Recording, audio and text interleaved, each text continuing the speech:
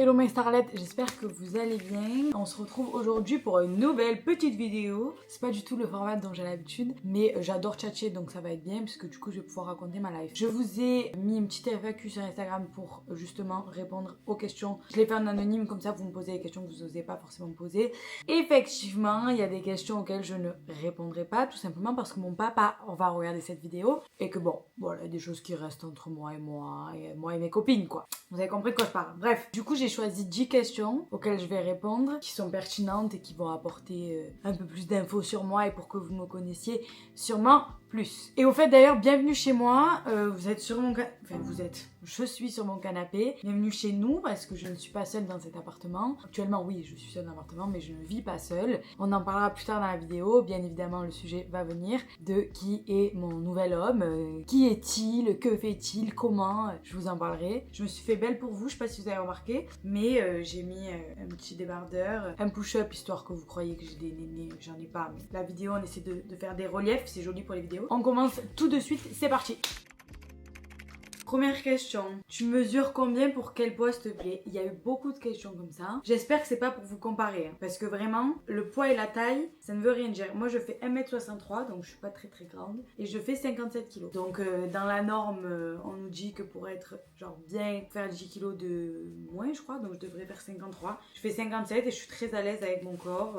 Je fais beaucoup de sport, donc je pense qu'il y a beaucoup de... Enfin il y a le poids, il y a mes muscles, mais j'ai aussi du gras. Je me pèse jamais. Vous savez quoi? La dernière fois, j'étais avec ma filleule qui adore les balances, je sais pas, elle prend les balances, elle se met dessus. Donc j'ai dit, ah ben je vais me peser. Et j'ai vu que je faisais 57 kg, mais ça devait faire un an que je m'étais pas pesée. Parce que pour moi, c'est vraiment un engrenage hyper mauvais la balance. Ah ben écoutez, dans la même trame, j'ai une petite poitrine que j'ai eu du mal à accepter. C'est en voyant des filles comme toi qui la mettent en valeur et sur qui c'est magnifique que je prends confiance en moi. Déjà, merci beaucoup des conseils. J'estime que, de par ma foi, dont on parlera après, mais on est comme on est NAIT comme on est EST. C'est grâce à nos parents, c'est grâce à Dieu si on y croit, à l'univers, à tout ce qu'on veut, bref, ou à rien si on n'y croit pas. Mais en tout cas, c'est au moins grâce à nos parents. Et j'estime que chacun est comme il est et chacun est beau comme il est. En fait, vraiment, moi, je me suis jamais posé cette question sur ma petite poitrine parce que je trouve ça déjà magnifique. Probablement. Je trouve que les femmes qui ont des petites poitrines peuvent mettre tout ce qu'elles veulent. On peut porter tout ce qu'on veut, contrairement à des femmes qui ont des plus grosses poitrines et qui elles-mêmes disent, moi j'ai plein de copines qui me disent, je te jalouse, mais je t'envie d'avoir une petite poitrine parce que elles ont, enfin pusher, c'est vraiment un problème d'avoir aussi une grosse poitrine. Ça peut faire mal au dos, peut faire vite vulgaire selon les tenues, etc. J'avoue que ma poitrine, ça m'a jamais complexée. J'ai plus été complexée par le fait que j'étais très mince, plus jeune et tout. Si tu regardes, toutes les personnes sont tellement différentes et pourtant elles sont heureuses comme elles sont. Il y en a qui sont malheureux, mais il y en a beaucoup qui sont quand même heureux, j'espère. J'ai appris à arrêter de me comparer en fait. Au début, quand j'étais plus jeune, genre 14 ans, vers l'adolescence quoi, surtout avec les réseaux maintenant, on voit que des meufs, les seins comme ça, le cul comme ça, taille elle fait cette taille. J'habite à Marseille perso, donc je suis tout le temps à la plage l'été, j'ai jamais vu une fille comme ça. À part une fille refaite, mais une fille naturelle, je ne l'ai jamais vue comme ça. Après, il y a des exceptions à la règle parce qu'il y a des filles qui, sans aucune chirurgie, ont des corps de fous malades, de zinzin, on dirait qu'elles ont tout refait alors que c'est tout naturel, mais c'est une parmi combien? La globalité des femmes, comme des hommes, on a toutes des défauts, ils ont tous des défauts. Enfin, je veux dire, à la plage, encore une fois, moi c'est toujours l'exemple que je prends, mais parce que vraiment, genre, est-ce que vous voyez souvent à la plage des meufs sans cellulite, des mecs, que des mecs avec des abdos, des pecs, des bras? C'est pas vrai, personne voit ça, on voit pas ça. J'ai pas de conseils précis à part de faire l'effort, faire des exos. Enfin, moi je sais que, genre, je prenais le temps de me regarder dans un miroir, de me dire, tu es belle avec comme tu es, arrête, enfin, c'est se manger le cerveau, l'esprit, tout pour des tétés. Et le nombre d'hommes et de femmes qui aiment les petites poitrines, ça existe beaucoup. Parce que souvent des fois on dit ouais mais les mecs ils aiment les gros tétés, c'est pas vrai, ou les meufs elles aiment pas forcément que les gros tétés aussi, ça dépend. La personne qui t'aime, elle t'aimera pas parce que tu as des gros ou des petits tétés. C'est vraiment le dernier de mes soucis perso. C'est pas comme si genre par exemple les fesses, je peux le grossir les fesses, je peux aller au sport, je peux faire quelque chose. Là à part passer par la chirurgie, les tétés tu peux rien faire. Après la chirurgie je suis pas contre si c'est vraiment complexe, c'est une chose. Avant de passer à la chirurgie, et c'est l'acceptation et juste de te dire je suis née comme ça et c'est ok genre. Après tu t'habilles en fonction. Il existe des push-ups comme j'ai actuellement. Quand j'ai envie d'avoir une plus grosse poitrine, je me dis allez vas-y ce soir je mets un push-up. On dirait que j'ai les gros tétés, je suis contente un soir. Le lendemain j'en ai plus, j'en ai quand même, mais je veux dire j'ai plus une grosse poitrine, pas pour autant que ça me dérange. Donc moi je te conseillerais vraiment déjà d'essayer l'acceptation et de te dire vraiment pour le coup tu ne peux rien y faire et c'est magnifique des femmes avec des petites poitrines. Faut arrêter ce standard de faire 45 kilos, pas de côte, tu as pas de ventre, tu as pas de bras, tu as pas de cuisses puis c'est bon en fait, mange, fais ce que tu veux, tant que c'est bon pour ta santé, tant que tu es en bonne santé, on s'en fout de à quoi tu ressembles. Si pour toi t'as 2 kilos en trop, moi souvent je vais même pas voir que t'as 2 kilos en trop en vrai, c'est souvent dans nos têtes en fait. Acceptez-vous bordel, je sais que c'est dur moi aussi, il y a des fois des jours selon mes humeurs je m'accepte pas du tout, mais c'est un long chemin. Peux-tu nous parler de ta foi? Ma mère va détester cette question parce qu'elle veut pas que j'en parle sur les réseaux, mais bon j'estime que je suis assez grande pour en parler. Enfin, je suis chrétienne, j'ai été baptisée quand j'étais petite, donc j'ai pas fait le choix entre guillemets, mais ça a été comme ça. Après, j'ai pas du tout été éduquée dans la religion, absolument pas. La religion a toujours été quelque chose qui m'a intriguée, et notamment depuis que j'ai genre 17-18 ans, je me suis posé énormément de questions. Tout vous dire, j'ai été avec un garçon de confession juive, mon premier amour pendant longtemps, et du coup je faisais les fêtes, etc.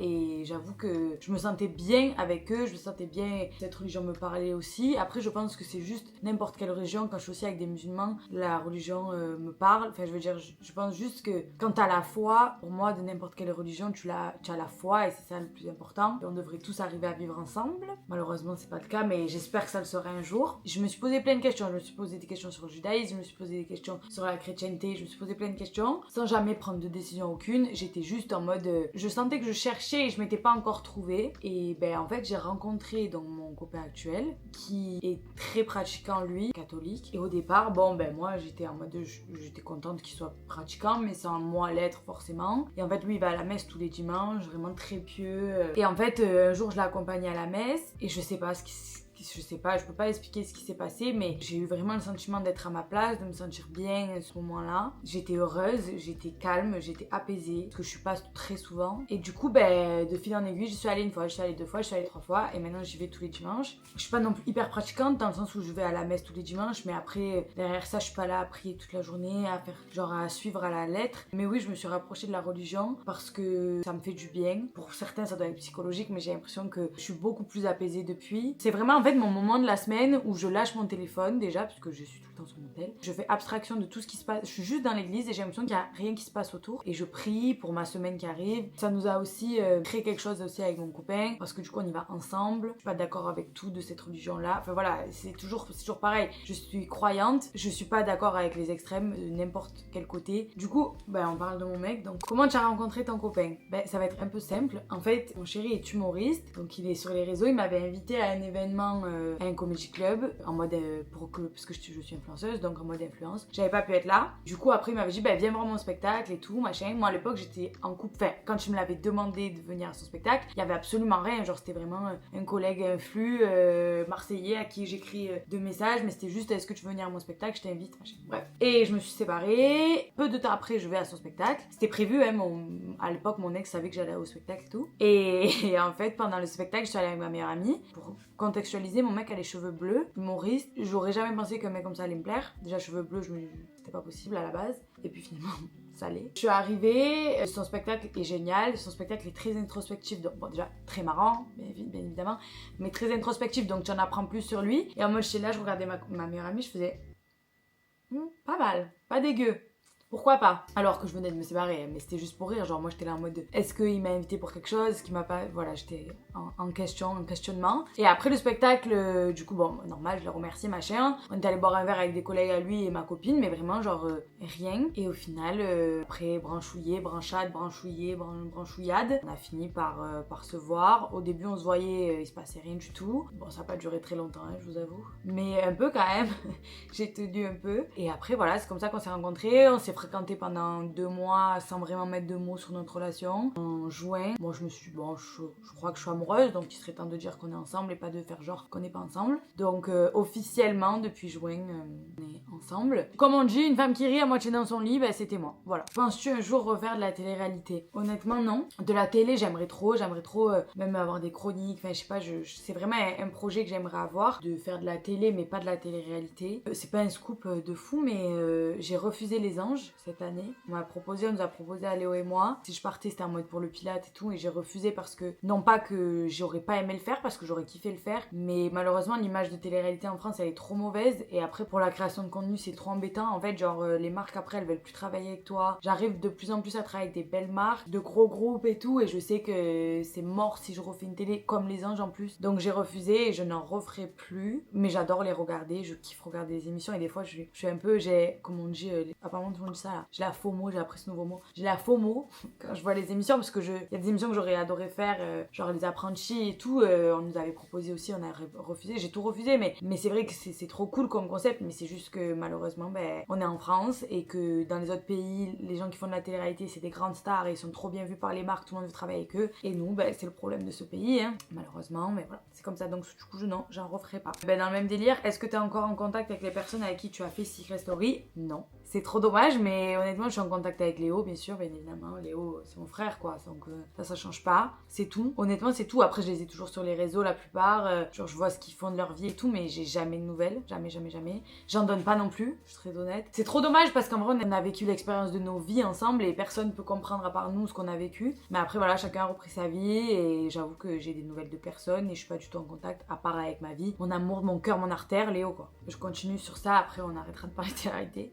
Comment est-ce que tu as vécu l'après-Secret? Le tout début, quand je suis sortie, je l'ai vécu mal. Déjà d'être connue, alors que j'ai pas connu, c'est déjà un choc. J'ai eu le double choc de mon ex. Bref, je rentrerai pas dans les détails, mais ça a été un peu très compliqué cette période-là dans mon ancienne histoire. J'ai appris plein de choses, bref, c'était très compliqué. Je mangeais plus, je dormais plus. Fallait gérer trop de choses pour moi, pour mon petit corps. J'avais l'impression que je comprenais plus rien autant, etc. Mais ça a duré peut-être 3 semaines après Secret. Et après, j'ai trop bien vécu tout. Tout ce qui m'arrivait était incroyable. Genre, c'était fou. C'est l'expérience d'une vie. Et l'après aussi, c'est l'expérience d'une vie, je pense. Tout ce qui nous arrive après, en tout cas pour moi, je sais que ça a été fou. Festival de Cannes, Energy Music Award, toutes les marques qui te contactent, les interviews, les ci, les ça. J'ai un peu une vie de starlet et que j'ai honnêtement beaucoup moins à l'heure actuelle. Et je suis très contente avec ça parce que, je veux dire, quand on fait qu'une seule télé, on sait que ça dure un temps. Et j'ai profité profondément de ce temps. Et maintenant, je suis plus côté création de contenu, donc beaucoup moins visible qu'à la télé, mais je suis contente comme ça aussi. Et d'ailleurs, on va partir sur une autre question qui m'a été posée par rapport à la création de contenu. On m'a dit dans 5 ans, tu te vois toujours en tant que créatrice de contenu? J'espère. 5 ans, c'est à moyen terme, donc j'espère effectivement que je serai toujours créatrice, c'est quelque chose qui me plaît. J'aime partager ma vie, après c'est juste que j'ai un manque d'organisation, j'ai un manque des fois je trouve de créativité pour être très honnête avec vous, et du coup j'ai l'impression de toujours faire pareil, de pas être à 100% de mes capacités, mais je m'entoure à l'heure actuelle pour justement faire mieux. Donc j'espère que dans 5 ans je serai toujours créatrice de contenu, oui, avec d'autres projets également parce que j'aime pas faire que ça. Bon, j'ai le studio effectivement, mais j'aimerais développer plein d'autres choses, mais j'aimerais continuer à partager ma vie avec vous. Ça m'a fait rire cette question parce que bon, as-tu le projet bébé mariage dans un coin de ta tête? Plein de bonheur à toi meuf. Déjà merci ma belle. Projet bébé, non. Bien sûr que j'en veux, pas du tout dans ma ligne de mire actuelle parce que comment vous dire que entre ma vie et celle de mon mec qui est humoriste et qui est tous les soirs en comedy club ou en tournée, pas en France, enfin pas en France, pas à Marseille, je peux pas avoir un enfant, c'est impossible. Me marier, pourquoi pas. Me marier, j'avoue que je suis pas contre l'idée, je sais qu'il va y avoir ma vidéo. Après voilà, je suis pas pressée, ça fait même pas 1 an que je suis en couple. Je sais que j'ai trouvé ma personne, genre c'est inexplicable mais j'ai jamais ressenti ça de ma vie. Je le sais, voilà, je sais que c'est lui et je ferai tout en tout cas pour que ce soit lui.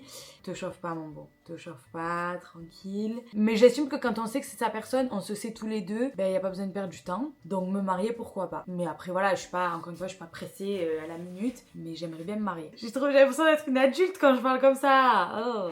Non, je vais finir sur ça. As-tu des projets en ce moment? Reste comme tu es génial. Merci mes beaux stots, ma belle ou mon beau, je sais pas, mais c'est vous qui êtes génial. Géniaux. Mon Dieu, je sais plus parler français. J'ai pas de projet particulier, je vous avoue que j'ai des projets pour Maison Suza, ça oui. On développe plein d'événements et tout, ça oui. Pour moi, je vous ai dit, je m'entoure. J'ai pris quelqu'un qui va s'occuper de mon côté création artistique, direction artistique, etc.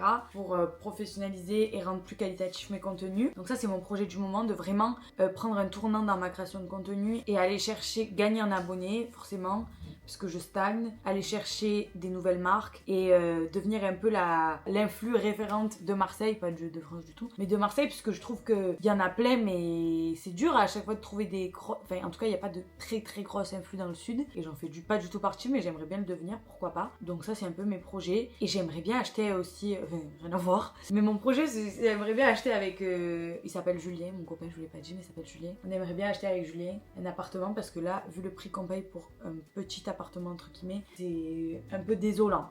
Voilà mes loulous, sur ce, j'ai été trop contente de parler avec vous et de tchatcher un peu sur ma vie et sur plein de choses, parce que c'est vrai que je suis assez discrète sur mon intimité, etc.